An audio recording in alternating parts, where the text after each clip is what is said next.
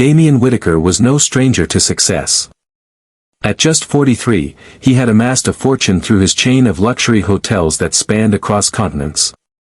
He was brilliant, efficient, and, some would say, distant. He ran his empire with the kind of cold precision that had earned him both fear and admiration. But despite the wealth and accolades, Damien lived a life cloaked in isolation. He trusted few. He interacted with fewer. Every day, his mansion in the secluded hills of Los Angeles buzzed with staff, all operating with clockwork perfection. Among them was Rosa Jennings, a quiet, reserved black woman in her late 30s. She had been his maid for 5 years.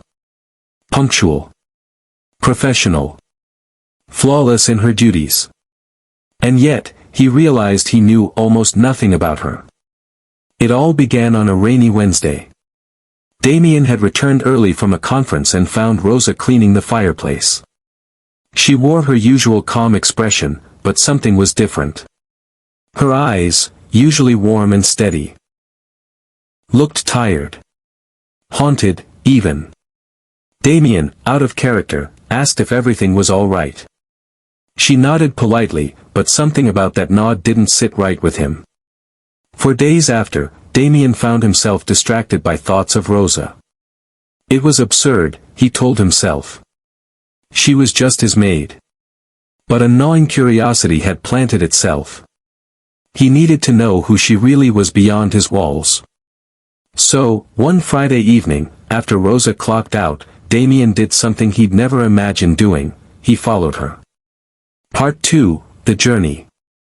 She took the bus, not a cab, not a car. Damien kept a low profile, wearing a hoodie and sunglasses, blending in with the crowd. Rosa's journey took her from Beverly Hills to South Central Los Angeles, a world apart. She walked several blocks through a neighborhood full of cracked sidewalks and flickering streetlights. Finally, she stopped at a rundown community center. Curious, Damien parked nearby and watched from the shadows. Over the next hour, what he saw unraveled everything he thought he knew. Inside the center, Rosa wasn't cleaning. She wasn't resting. She was standing in front of a group of children, all of them wide-eyed and focused on her every word. Rosa was teaching. And not just basic reading or math, she was delivering a passionate lesson on African American history, leadership, self-worth. He was stunned. She spoke with power, eloquence, and an unmistakable purpose. She wasn't just a maid. She was a leader. A mentor. A lifeline. Part 3, The Revelation. Damien returned the next evening. And the one after that. He watched from afar as Rosa poured her soul into these children. She brought snacks. She helped them with homework. She comforted a little boy who cried because his father had been arrested. On the third night, Damien followed her home. It was a cramped apartment with peeling paint and flickering lights. But it was spotless. He watched as she helped her elderly neighbor carry groceries up the stairs. She gave her own dinner to a homeless vet who slept by the building. That night, Damien couldn't sleep. His conscience rattled. Part 4, The Confrontation. The next morning, Rosa arrived at the mansion as usual. But Damien was waiting in the grand foyer, coffee in hand. "Rosa," he said gently, "can we talk?" She looked startled but nodded. He led her to the patio overlooking the gardens. "I followed you," he said, watching her expression shift from confusion to guardedness. "I needed to know who you really were." Rosa was silent. "I saw the community center. The kids. The history lessons. The apartment. The sacrifices." Tears welled in Rosa's eyes, but she didn't speak. "Why didn't you ever tell me?" he asked. She finally replied, voice steady, "Because I didn't want pity. I needed the job, not sympathy. And because what I do after hours isn't about me. It's about giving those kids something I never had. Hope." Part 5, The Transformation. The next week, Damien visited the center during daylight. This time, he entered. He met the children. He saw the cracked walls and broken windows. He saw potential stifled by neglect. And that's when everything changed. Damien didn't just donate. He didn't just write a check. He rebuilt the center. He brought in contractors, installed computers, hired additional teachers. He renamed it, the Rosa Jennings Foundation for Youth Empowerment. When Rosa saw it, she was speechless. "I didn't do this for charity," Damien said. "I did it because the world needs more people like you." Part 6, The World Watches. News of the millionaire who honored his maid spread like wildfire. Interviews. Headlines. Donations poured in from around the country. Rosa, reluctantly, agreed to speak on television. Her words moved millions. Young girls wrote her letters. Parents asked how they could help. Even politicians took notice. But Rosa never changed. She still showed up every evening. Still taught with the same passion. Damien, however, changed entirely. He began spending time at the center.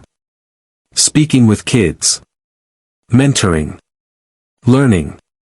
And through Rosa's quiet strength, he discovered something he never expected: purpose. Part 7, Epilogue. 2 years later, Rosa stood on the stage of a university, receiving an honorary doctorate in social work. Damien sat proudly in the front row. When she took the mic, she said, "I was never just a maid. None of us are ever just anything. We carry stories. Strength. Purpose. Sometimes, it just takes someone to truly see us." The audience erupted in applause. Damien wiped a tear. Because what started as curiosity had blossomed into a movement. And one man's quiet decision to follow someone he'd overlooked changed hundreds of lives, including his own. Part 8, The Truth of Her Past. Months later, a reporter from a local newspaper uncovered something even Damien didn't know. Rosa had once been a high school teacher, 10 years prior, but had resigned after standing up to an unethical principal who had been falsifying student records. She was blacklisted from the district, denied justice, and ended up cleaning homes to survive. When Damien confronted her about it, Rosa admitted the truth with a soft smile. "I never regretted what I did. I just never thought I'd teach again. Life had other plans." Damien was furious, not at her, but at the system that discarded her. So, he used his influence. He wrote op-eds. He lobbied for reform. Within a year, legislation was passed in the state that protected whistleblower educators. They called it the Jennings Act. Part 9, The Legacy Grows. The Rosa Jennings Foundation expanded, from one center in South Central to 10 across the country. Each one was tailored to the community's needs. And each bore the same philosophy: education with dignity, leadership through example. Damien stepped away from his hotel empire and became chairman of the foundation. He traveled with Rosa, speaking at events. She remained the face and heart of it all. At one such event in Atlanta, a young girl stood up and asked Rosa, "Did you ever want to be famous?" Rosa smiled and said, "I only ever wanted to be useful." The room fell silent. Then the applause roared. Part 10, The Final Letter. Years later, after Rosa had retired from daily teaching, Damien found a letter on his desk. It was from Rosa. Handwritten. "Damien. If you're reading this, I've probably gone somewhere peaceful. Don't be sad. You gave me the greatest gift, not the foundation, not the awards, but the chance to be seen, truly seen, in a world that too often looks away. Promise me this: keep building. Keep seeing others. Keep being the man who followed a maid and found a movement. With love. Rosa." Damien sat in silence, the letter clutched in his hands. And then he stood up, walked to the window of his office at the foundation's HQ, and whispered, "I promise." A year after Rosa's passing, the foundation held its biggest event yet, the grand opening of the Rosa Jennings Institute for Justice and Education, located in Washington, D.C., just blocks away from Capitol Hill. The building stood tall and proud, wrapped in stone and glass, etched with the words, "We rise by lifting others." Students, educators, activists, and leaders from all across the country gathered. Media outlets covered every second. Damien, grayer now, stepped onto the stage to deliver the opening speech. But before he began, he stood silently for a moment, gazing at a bronze statue of Rosa that stood near the entrance, her arms open, one hand holding a book, the other extended to a child. "My friend," Damien began, voice rich with emotion, "once said she only ever wanted to be useful. I think we can all agree, she was far more than that. She became a light. A force. A legacy." The crowd stood in ovation. He continued, "Today isn't just about remembering Rosa. It's about continuing her mission. This institute will provide scholarships to underserved youth, legal advocacy for wronged teachers, and mentorship programs in her name. Because no child should ever be overlooked. No teacher silenced. No dream deferred." Among the guests was Rosa's niece, Amara, now a college freshman majoring in education. She took the mic and shared a story of how her aunt once worked 3 jobs just to buy her school supplies. "She believed in me when no one else did," Amara said, wiping her tears. "And now, because of her, and all of you, I get to do the same for others." The cameras clicked. Reporters jotted notes. But none could fully capture what the day meant to those who had known Rosa. Outside, children released white doves into the air, symbols of peace, hope, and freedom. Months after the institute's opening, Damien found himself in a modest classroom at one of the newer branches in Detroit. He wasn't there for press or photo ops. He came quietly, with a notebook in hand, ready to listen. The students were preparing a presentation on local heroes. To Damien's surprise, one group had chosen Rosa Jennings. She wasn't famous like celebrities, a young boy named Khalil began, but she was powerful. She helped kids like us believe we can be more. Another girl added, "She showed us that our story matters, even if no one else hears it yet." After class, Damien spoke with the teacher, a young woman named Ms. Calloway who had once been mentored through the foundation.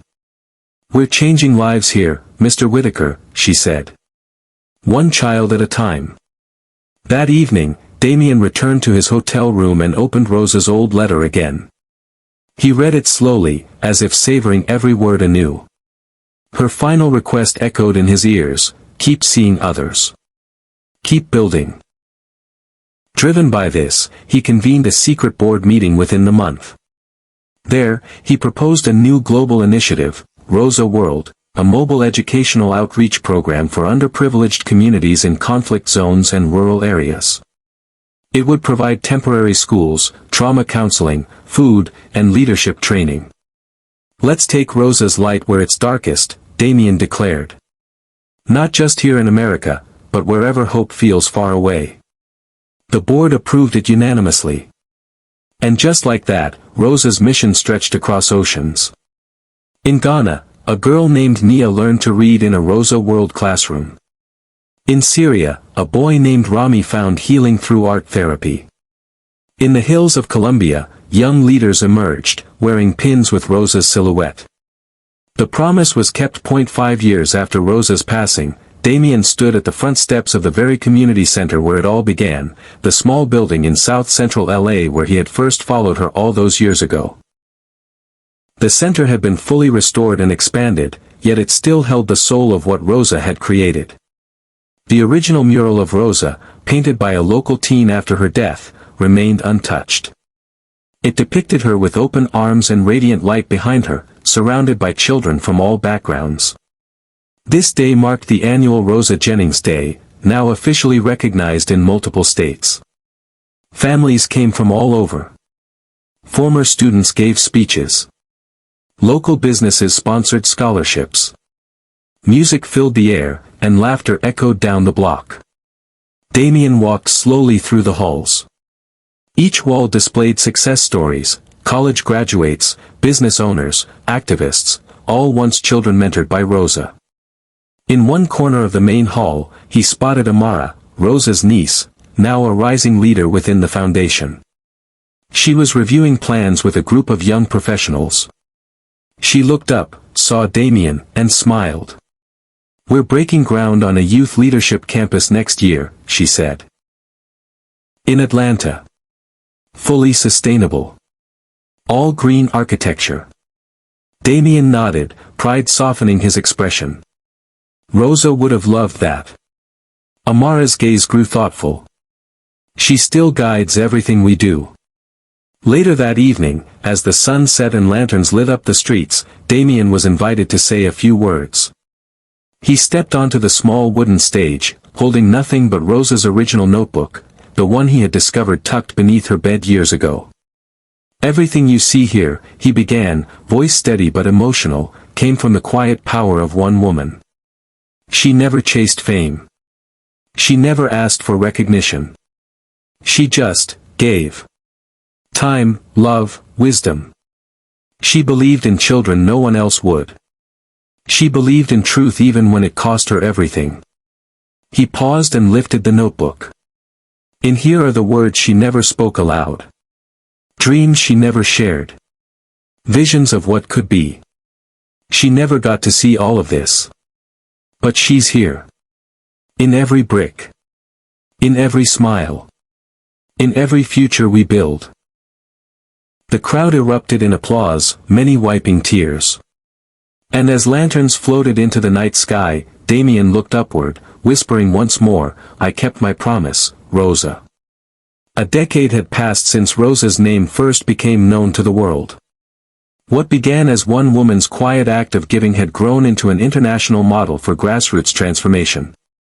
Damien, now in his early 60s, no longer walked the marble halls of wealth and exclusivity. He spent his days visiting foundation chapters, meeting the young leaders who carried Rosa's flame forward. In New Orleans, he met Miguel, a former gang member turned educator. "Rosa's story taught me I didn't have to be what the world expected of me," he said. "I could rewrite the story."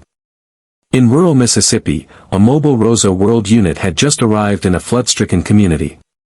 Kids gathered in tents powered by solar energy, laughing, learning, sharing.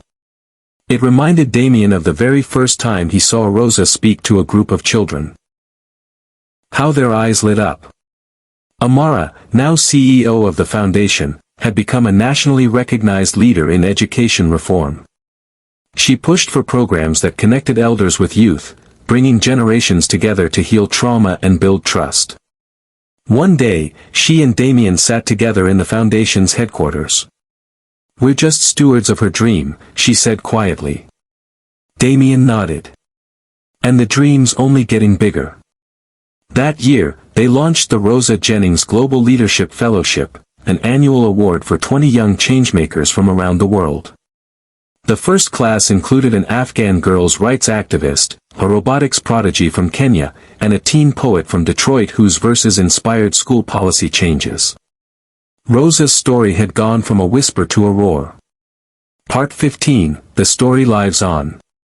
One rainy evening, back at Damien's home, the same mansion in Beverly Hills where Rosa once worked, Damien sat beside the fireplace. But now, the house was filled with warmth and visitors. Students, leaders, men's. It wasn't a place of isolation anymore. It was a home filled with purpose. A documentary team had come to interview him for a film titled The Woman Who Changed Everything. "Why did you follow her that night?" the interviewer asked. Damien smiled softly. "Curiosity, and maybe a little guilt. I saw something in her eyes that day, something I hadn't seen in a long time. A fire. A quiet pain. I wanted to understand it." He paused, looking into the camera. "But I had no idea that by following her, I'd end up following a new path for my entire life." The film premiered at major festivals. It was nominated for multiple awards. But more importantly, it sparked a global campaign, #BeLikeRosa, a movement encouraging everyday acts of service and mentorship. In classrooms, her name was taught alongside other great historical changemakers. In bookstores, her biography topped charts. And in homes, parents told her story to their children at bedtime. Because Rosa Jennings was never just a maid. She was a mirror, showing the world what happens when we choose to see, to believe, to uplift. And Damien Whitaker, the billionaire who once lived in silence, had become the voice for a legacy that would never fade.